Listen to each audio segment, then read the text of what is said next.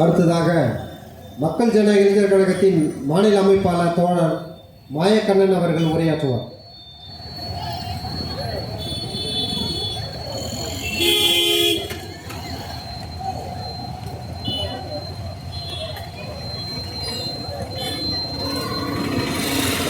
நடைபெறுகின்ற பொதுக்கூட்டத்திற்கு தலைமையேற்று இருக்கும் சென்னை செங்கை மாவட்ட அமைப்பாளர் தோழர் சரவணன் அவர்களே,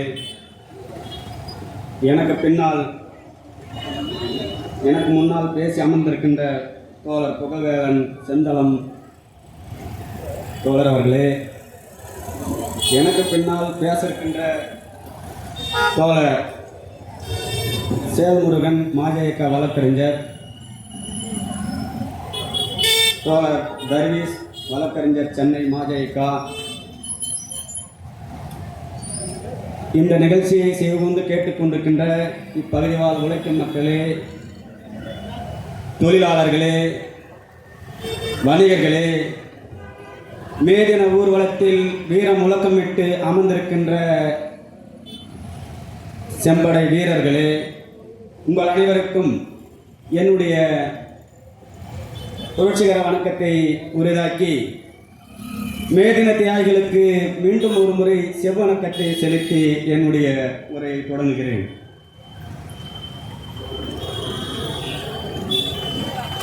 அருமை தோழர்களே, 1886ஆம் ஆண்டு அமெரிக்கா சிகாகோ நகரத்தில் தொழிலாளி வர்க்கத்தினுடைய உழைப்பு சுரண்டலுக்கு எதிராக தொழிலாளர்கள் தன்னுடைய உரிமைக்காக வெள்ளை கொடி ஏந்தி அமைதி வழியிலே போராட்டத்தை முன்னெடுத்தார்கள். அன்றைய கட்டத்தில் முதலாளித்துவ ஆளும் வர்க்க கும்பல் துப்பாக்கி முனையிலே தொழிலாளி வர்க்கத்தை சுட்டுத் தள்ளியது. வெள்ளை கொடி செங்கொடியாக மாறியது. அன்று முதல் தொழிலாளி வர்க்கம் செங்கொடியை உயர்த்தி பிடிக்கிறது. வரலாறு அதுதான். இன்றைய தொழிலாளி வர்க்கத்தினுடைய சர்வதேசிய கடமையும் இந்திய அளவில் தேசிய கடமையும் தொழிலாளி வர்க்கம் எதிர்கொண்டிருக்கின்ற பிரச்சனைகள் என்ன என்பதை பற்றி தான் நாம் இங்கே பேசப் போகிறோம். பிறகு தோழர்கள் விரிவாக பேச இருக்கிறார்கள். கடந்த 2014ஆம் ஆண்டு மோடி ஆட்சிக்கு வருவதற்கு முன்னால் பாரதிய ஜனதா கட்சி என்ன வாக்குறுதிகளை முன்வைத்தது? காங்கிரஸ் கட்சியினுடைய 10 ஆண்டு கால ஆட்சியில் 3 லட்சம் விவசாயிகள் தற்கொலை செய்து கொண்டிருக்கிறார்கள். நாங்கள் வந்தால் விவசாயிகளுக்கு மாற்றத்தை கொண்டு வருவோம், விலைவாசியை கட்டுப்படுத்துவோம், வேலையில்லா திண்டாட்டத்தை ஒழிப்போம், இந்த நாட்டினுடைய பொருளாதாரத்தை வளர்ச்சி பாதைக்கு கொண்டு செல்வோம் என்று வாக்குறுதிகளை அள்ளி இறைத்தது மட்டுமல்ல, ராமராஜ்யத்தை முன்னிறுத்தி ராமன் பேரால் ஆட்சியை கைப்பற்றியது. ஆனால் மோடி அரசு அன்று வாக்குறுதி கொடுத்த வாக்குறுதிகளை நிறைவேற்றியதா என்று எண்ணி பார்க்க வேண்டும்.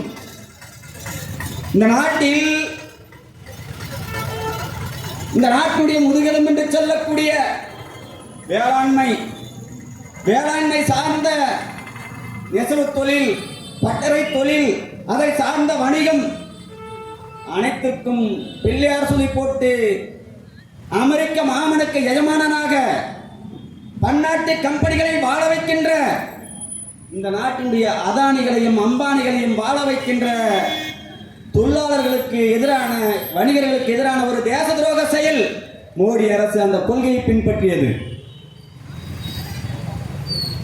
அருமை பெரியோர்களே,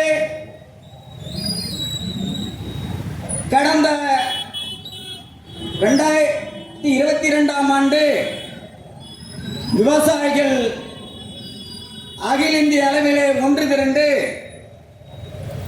3 வேளாண் சட்டங்களை திரும்ப பெற வேண்டும் என்று டெல்லியை நோக்கி டெல்லி சலோ போராட்டத்தை முன்னெடுத்தார்கள். ஏன் 3 வேளாண் சட்டங்கள் நடைமுறைக்கு வந்தால் விவசாயிகளுக்கு ஆதார விலை இல்லை பன்னாட்டு கம்பெனிகள் அடிமாட்டு விலைக்கு விவசாயிகளுடைய உற்பத்தி செய்த விளைவித்த பொருட்களை வாங்குவார்கள். அதனால் இந்த நாட்டுடைய விவசாயிகள் மேலும் நெருக்கடிக்குள்ளாகி தொடர்ந்து தற்கொலை தொடர்கிறது. ஆகவே 3 வேளாண் சட்டங்களை திரும்ப பெற வேண்டும். விவசாயிகளுக்கு 50% ஆதார விலை உத்தரவாதப்படுத்த வேண்டும் என்று போராட்டத்தை தொடங்கினார்கள். ஆனால் மோடி அரசோ சொந்த நாட்டின் விவசாயிகளை ஜேசிபி கொண்டு தாட்சலை வெட்டியது, கண்ணீர் புகை குண்டுகளை வீசியது, துப்பாக்கி சூடு நடத்தியது. அதையெல்லாம் மீறிதான் பல லட்சம் விவசாயிகள் ஒன்று திரண்டு டெல்லியிலே முற்றுகையிட்டார்கள். அந்த போராட்டம் ஓராண்டு காலத்திற்கு மேல் நடந்தது. 16 மாதங்கள் நடந்தது. 16 மாத விவசாயிகள் போராட்டம் என்பது அமைதியான முறையிலே ஆளும் வர்க்கத்திற்கு கோரிக்கையை முன்னிறுத்தி போராடினார்கள். 16 மாத போராட்டத்தில் கிட்டத்தட்ட 1000 விவசாயிகள் இருந்திருக்கிறார்கள். ஆனால் அரசாங்கம் கொடுத்த புள்ளி விவரமோ 700 என்ற புள்ளி விவரத்தை பத்திரிகை மூலமாக அறிவித்தது.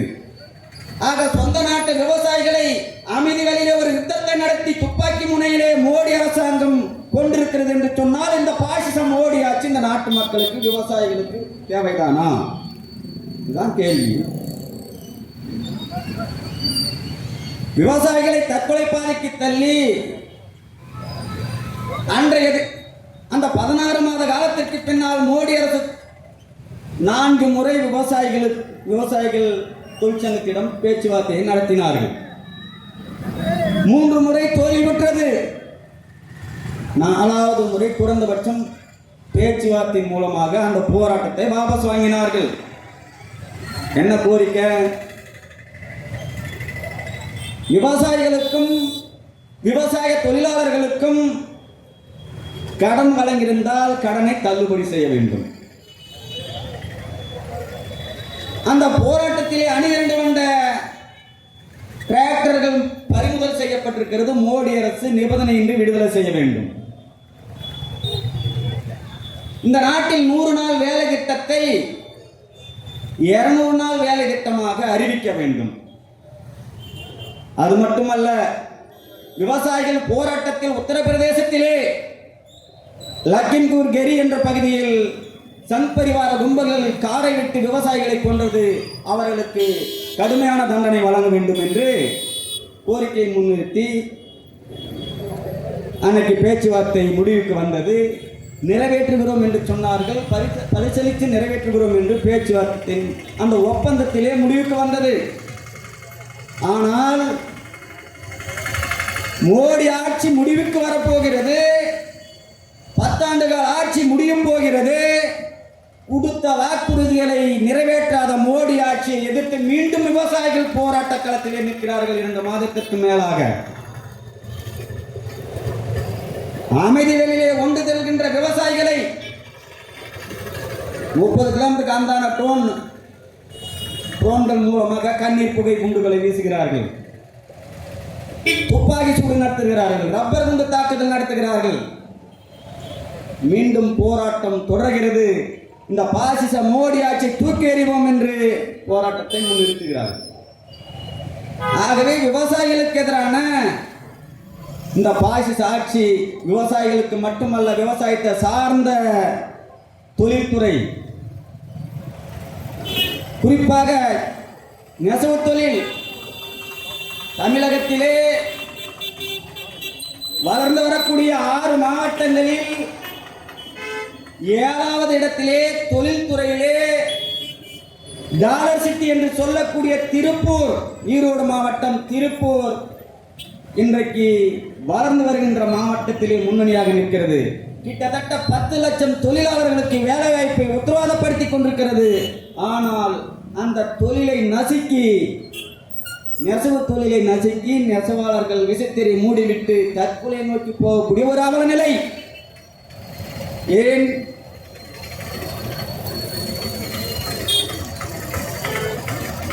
ஒருபுறம்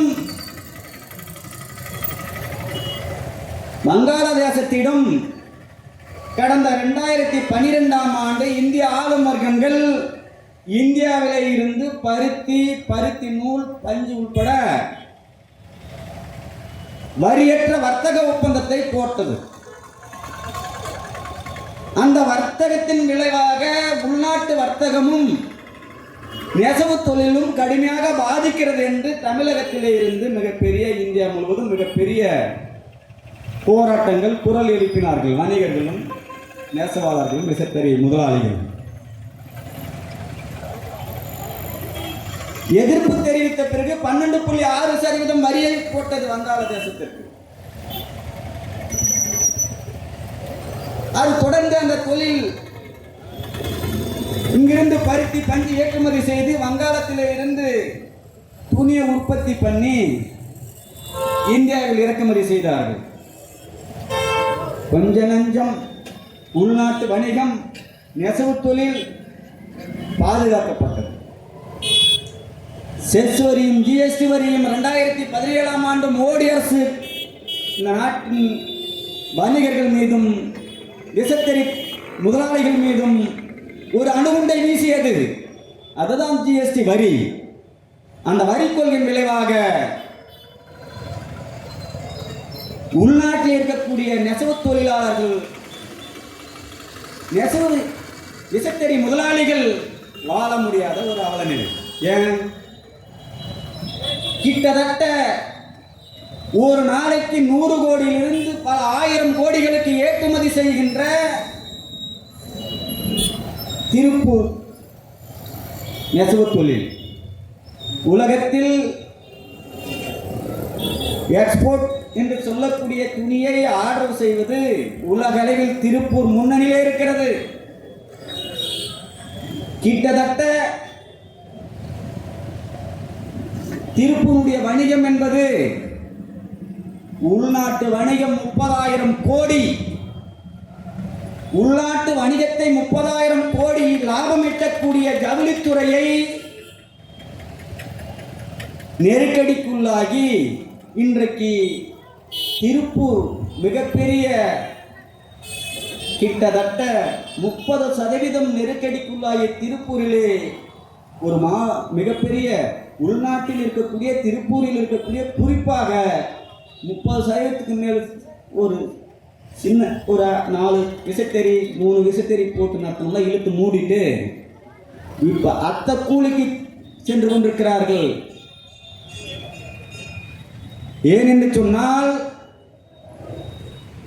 இதற்கு காரணம் ஜிஎஸ்டி வரியை கொண்டு வந்து ஒருபுறம் இந்திய நாட்டினுடைய வணிகர்கள் மீதும் விசைத்தறி நெசவாளர்கள் மீதும் மிகப்பெரிய வரி கொள்கையை போட்டது. வங்காளதேசத்திற்கு வரி இல்லா கொள்கை கொண்டு வந்தது. அதன் விளைவாக இந்தியாவிலிருந்து நூல், பருத்தி ஏற்றுமதி வங்காளதேசத்திற்கு சென்று அங்கிருந்து சீனாவும் வங்காளதேசமும் அங்கே வரி இல்லா ஒப்பந்தம் சீனா வங்காளதேசத்தை கூட போட்டிருக்கிறான். ஆகவே வங்காளதேசத்திலிருந்து சீனாவுக்கு நூல் ஏற்றுமதி செய்யப்படுகிறது. ஆக வரியில்லா வர்த்தகத்தின் விளைவாக இந்தியாவிலிருந்து வங்காளதேசத்திற்கு நூல் ஏற்றுமதி, பஞ்சு ஏற்றுமதி, அங்கிருந்து சீனா வங்காளதேசத்துடன் போடப்பட்ட ஒப்பந்தத்தின் விளைவாக நூலும் பஞ்சும் ஏற்றுமதி செய்யப்பட்டு சீனாவிலே ஆடை உற்பத்தி செய்யப்பட்டு மீண்டும் வங்காளதேசத்தின் வழியாக வரியில்லா வர்த்தகத்தின் விளைவாக இந்தியாவில் இறக்குமதி செய்யப்பட்டு விற்கப்படுகிறது. அதன் விளைவாகத்தான் உள்நாட்டு வணிகம் திருப்பூர் உள்ளிட்டு இன்றைக்கு மிகப்பெரிய நெருக்கடிக்குள்ளாகிறது. இதற்கெல்லாம் காரணம் புதிய ஜவுளி கொள்கை. இந்திய ஆளும் வர்க்கம் புதிய ஜவுளி கொள்கையை கொண்டு வந்து இந்திய நாட்டு வணிகர்கள் மீது மிகப்பெரிய ஒரு இடியை போட்டது. அதனுடைய விளைவுதான். இன்னொரு புறம் மின்சார கட்டண உயர்வு. 1 கிலோவாட் மின்சாரம் 35 ரூபாய் இருந்தது. மின்சார கட்டண உயர்வின் விளைவாக தற்போது 150 ரூபாய் மின்சார கட்டணம் உயர்ந்ததன் விளைவாக மேலும் நெருக்கடிக்குள்ளாகி விசைத்தறி தொழிலாளர்கள் விசைத்தறி இயக்க முடியாத நிலைக்கு தள்ளப்பட்டார்கள். ஆகவே திருப்பூரிலே 10 லட்சம் தொழிலாளர்கள் விசைத்தறியை நம்பி வட மாநிலத்திலே இருந்து 2 லட்சம் பேர் திருப்பூரை நம்பி அன்றாடம் வேலைக்கு வந்து கொண்டிருக்கிறார்கள். 2 லட்சம் பேர் வட மாநில தொழிலாளர்கள், 8 லட்சம் பேர் தமிழகத்தை சேர்ந்தவர்கள் திருப்பூரிலே அன்றாடம் விசைத்தறி தொழிலுக்கு சென்று வாழ்ந்து கொண்டிருக்கிறார்கள். 10 லட்சம் தொழிலாளர்களுடைய வாழ்நிலை கேள்விக்குறியாக்கப்பட்டு இன்றைக்கு மீண்டும் ஒருவேளை உணவுக்கு கூட உத்தரவாதம் இல்லாமல் கஞ்சி தொட்டி திறந்து வாழ வேண்டிய ஒரு நெருக்கடிக்கு தள்ளப்படுகிறது. அதற்கு காரணம் ஜிஎஸ்டி வரி கொள்கை, வரியற்ற வர்த்தகம். இதை தடை செய்யாமல் உள்நாட்டு வணிகத்தை பாதுகாக்க முடியாது. ஜிஎஸ்டி வரி ரத்து செய்யப்பட வேண்டும். அது மட்டுமல்ல, இன்றைக்கு வேளாண் சார்ந்து இருக்கக்கூடிய தொழில் நிறுவனங்கள் மிகப்பெரிய நெருக்கடிக்குள்ளாகி கார்பரேட் நலனுக்காக, அமெரிக்க பன்னாட்டு கம்பெனி நலன்களுக்காக திறந்து விட்டதன் விளைவாக வேளாண்மை நெருக்கடிக்குள்ளாகிறது. ஏன் உரம், பூச்சி மருந்து, விதை அனைத்தும் காகில், மான்சோண்டா, அமேசான், கூகுள் வரைக்கும் அமெரிக்க கார்பரேட் கையில் விதைகள் சென்றதன் விளைவாக உள்நாட்டில் வேளாண்மை செய்து வாழ முடியவில்லை. உற்பத்தி செய்த அந்த பொருளை ஒரு ஆதார விலை அடிப்படையில் விற்கப்பட முடியவில்லை. இதற்கெல்லாம் காரணம் தனியார்மயமாக்கல், தாராளமயமாக்கல் கொள்கை. இந்த கொள்கையின் விளைவாகத்தான் இன்றைக்கு பன்னாட்டு கம்பெனிகள் வேளாண் துறையிலே வந்து கொள்ளையடிப்பதும் வர்த்தகம் மிகப்பெரிய நெருக்கடிக்குள்ளாவதற்கு இதுதான் காரணம். இன்னொரு புறம் தொழிலாளர்கள் 100 ஆண்டு காலம் போராடி பெற்ற தொழிலாளர் உரிமைகள் பறிக்கப்பட்டு, ஏன் 44 சட்டம், 100 ஆண்டுகளாக தொழிலாளர்கள் போராடி பெற்ற சட்டத்தை மோடி அரசு சுருக்கி வெறும் 4 சட்டமா பெயரளவு வச்சிருக்கிறான். 44 சட்டத்தை தூக்கி போட்டான் மோடி அரசு. ஆக இந்த நாட்டினுடைய மிகப்பெரிய 19 அரசு பொதுத்துறை நிறுவனங்களை 75 லட்சம் கோடி மதிப்புள்ள அரசு சொத்தை, இந்த தேசத்தினுடைய சொத்தை வெறும் 6 லட்சம் கோடிக்கு அமெரிக்க கார்ப்பரேட்டுகளுக்கு, தனியாருக்கு தாரை வார்த்தது மோடி அரசு. இந்த நாட்டினுடைய ரயில்வே துறை பல லட்சம் தொழிலாளர்கள் வேலை செய்யக்கூடிய அந்த ரயில்வே துறையை கார்ப்பரேட்டுகளுக்கு, தனியாருக்கு தாரை வார்த்தது. இன்னொரு புறம் பாரத் மாலா திட்டம் என்ற பெயரால் இன்றைக்கு 4 வழிச்சாலை, 6 வழிச்சாலை என்ற பெயரால் இந்த நாட்டினுடைய கனிம வளங்களை கொள்ளையடிப்பதற்காக மலை சார்ந்து, காடுகளை சார்ந்து தார்ச்சாலை அமைக்கப்படுகிறது. அது துறைமுகத்துடன் இணைக்கப்படுகிறது. சாகர்மாலா என்ற பெயரால் உள்கட்டமைப்பை பலப்படுத்துவது என்ற பெயரால் துறைமுகங்களை மேம்படுத்தி பன்னாட்டு கம்பெனிகளுக்கு ஒப்படைக்கிறார்கள், அதானி குடும்பத்துக்கு ஒப்படைக்கிறார்கள். சாகர்மாலா திட்டத்தின் ஒரு அம்சமாக கடல் சார்ந்து இருக்கக்கூடிய கனிமூலத்தை கொள்ளையடிப்பதற்கும், ஆழ்கடலில் மீன் பிடிப்பதற்கும் ஆண்டாண்டு காலமாக வாழ்ந்த அந்த தேசத்துடைய மீனவர்களை தற்கொலை பாதைக்கு தள்ளுகிறது. ஒருவேளை உணவுக்கு கூட வழி இல்லாத அளவில் ஆழ்கடலில் சென்று மீன் பிடிப்பதற்கு தடை விதித்துவிட்டு பன்னாட்டு கம்பெனிகளுக்கு அதிநவீன கப்பல்கள் மூலமாக ஆழ்கடலில் மீன் பிடித்து கொள்ளையடிப்பதற்காக உள்நாட்டு மீனவர்கள் வயிற்றில் அடிக்கிறது. ஆகவே இன்றைய ஆளும் வர்க்கத்தினுடைய கொள்கை உள்நாட்டில் இருக்கக்கூடிய இந்த நாட்டினுடைய தொழிலாளி வர்க்கத்தை பாதுகாப்பது அல்ல, அமெரிக்க எஜமானர்களை பாதுகாப்பதுதான் அவருடைய நோக்கம். இன்னொரு புறம் கடந்த 7 மாத காலமாக தொடர்ந்து மணிப்பூரிலே காட்டு வளங்களை கார்ப்பரேட்டுகளுக்கு தாரை வார்ப்பதற்காக மணிப்பூரில் வாழுகின்ற குக்கி இன மக்களுக்கு எதிராக மலை பிரதேசத்திலே வாழுகின்ற குக்கி மக்களுக்கு எதிராக சமவெளி பிரதேசத்திலே இருக்கக்கூடிய மெய்தீன மக்களை தூண்டிவிட்டு மோடி அரசு பாஜகவும் சம்பரிவார கும்பலும் எங்களுக்கும் மலைவாழ் அந்தஸ்து வழங்கப்பட வேண்டும் என்று கோரினார். அதற்கு எதிராக குக்கி இனத்தை சேர்ந்த மலை பிரதேச மாணவர் கூட்டமைப்புகள் எதிர்ப்பு தெரிவித்ததன் விளைவாக RSS சம்பரிவார கும்பலும் பாஜகவும் இணைந்து அமைதியான போராட்டத்தை சீர்குலைத்து மணிப்பூர் பெண்களை அம்மனத்தோடு அழைத்துச் சென்றார்கள். பல்லாயிரம் வீடுகளை தீயிட்டு கொளுத்தினார்கள். மணிப்பூரிலே புல்டோசரை விட்டு மலை பிரதேச மக்களின் வீடுகளை இழித்தார்கள். கலவரத்திலே பெண்களை ஆடை இல்லாமல் அம்மனத்தோடு பலாயிரம் இந்து மதவெறி கும்பல்கள் RSS குண்டர்கள் ஊர்வலமாக அழைத்துச் சென்றார்கள். இந்த கும்பல் பெண்களுக்கு பாதுகாப்பு வழங்குமா?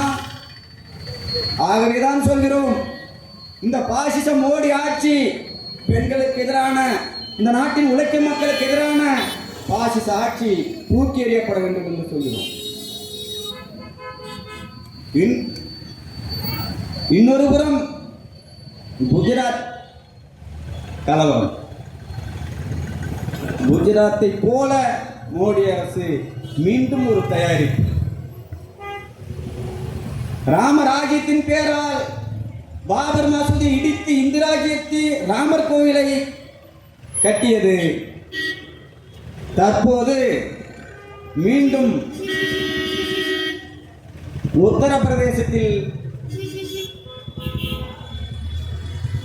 உத்தரப்பிரதேசத்திலே அல்துவானி என்ற பகுதியிலே அல்துவானி ரயில்வே நிலையம் உள்ளது. அந்த அல்துவானி ரயில்வே நிலையத்தில் 5000 குடியிருப்புகள் மக்கள் 100 ஆண்டுகளுக்கு மேலாக வாழ்ந்து வருகிறார்கள். 4000 குடியிருப்பு இஸ்லாமிய மக்கள் வாழுகின்ற பகுதி, 1000 குடியிருப்புகள் பிற மதத்தினர் வாழுகின்ற பகுதி. 100 ஆண்டு காலமாக வாழுகின்ற அந்த பகுதியை, அந்த குடியிருப்புகளை புல்டோசரை கொண்டு இடிக்க அந்த உத்தரப்பிரதேச முதலமைச்சர் பொக்கர்சாமி என்ன செய்யறாரு?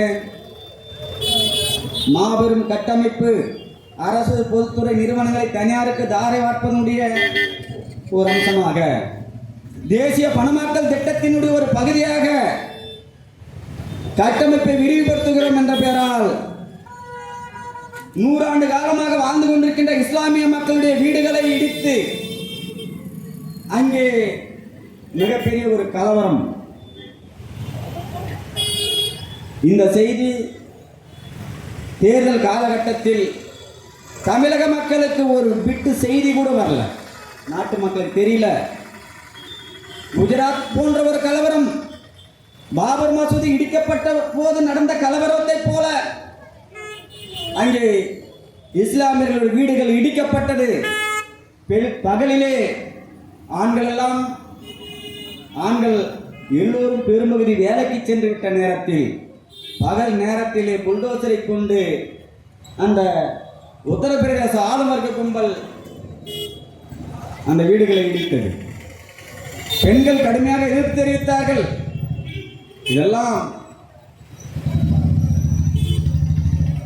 இதையெல்லாம் தடியடி நடத்தி பெண்களை மிகப்பெரிய தடியடியின் மூலமாக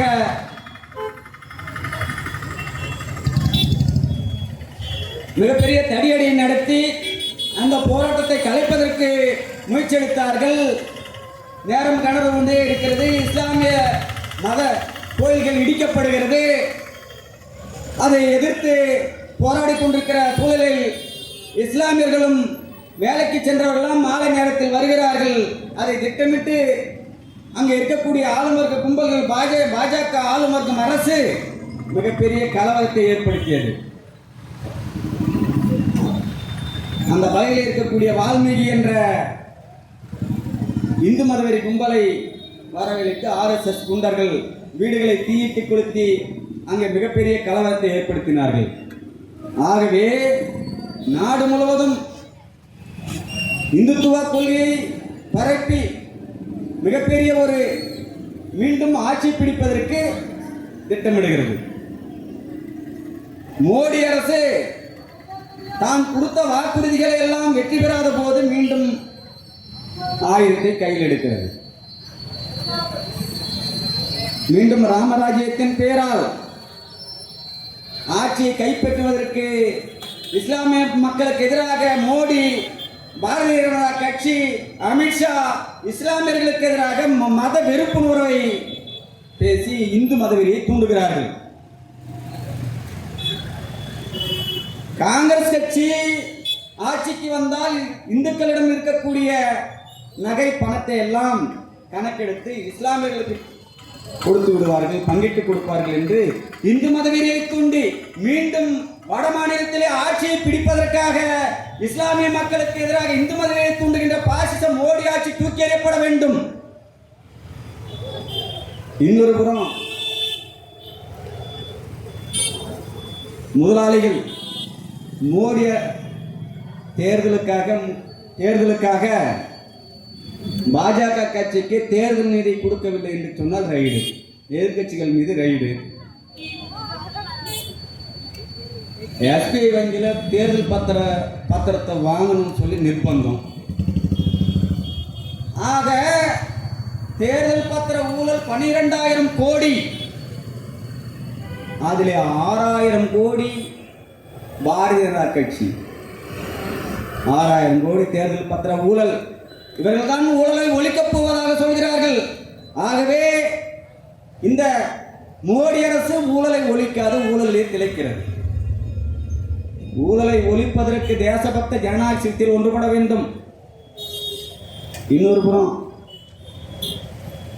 வேலை வாய்ப்பை உருவாக்கவில்லை, வேலை வாய்ப்பை கொடுப்பதாக சொன்னார்கள். பல லட்சம் 40 கோடி பேர் ஏற்கனவே வேலையிலிருந்து இப்போது விரட்டப்பட்டுக் கொண்டிருக்கிறார்கள். மோடி ஆட்சிக்கு வந்த 10 ஆண்டு காலத்தில் ஓராண்டுக்கு மோடி அரசு நாங்கள் ஆட்சிக்கு வந்தால் 2 கோடி பேருக்கு வேலைவாய்ப்பை தருகிறோம் என்று சொல்லி ஆட்சிக்கு வந்த மோடி அரசு 10 ஆண்டு கால ஆட்சியில் 18 கோடி பேருக்கு வேலைவாய்ப்பை உத்தரவாதப்படுத்தியிருக்க வேண்டும். ஆனால் வேலைவாய்ப்பை உத்தரவாதப்படுத்தவும் இல்லை, ஏற்கனவே வேலையில் இருந்தவர்களை விட்டு வைக்கவும் இல்லை. பல கோடி பேரை வேலையில்லா பட்டாளமாக இளைஞர்களை நடுத்தெருவுக்கு அனுப்பியிருக்கிறது.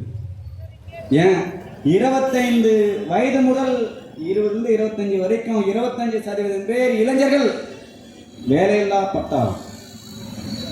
25 வயது முதல் 30-35 வயது வரைக்கும் 35% பேர்.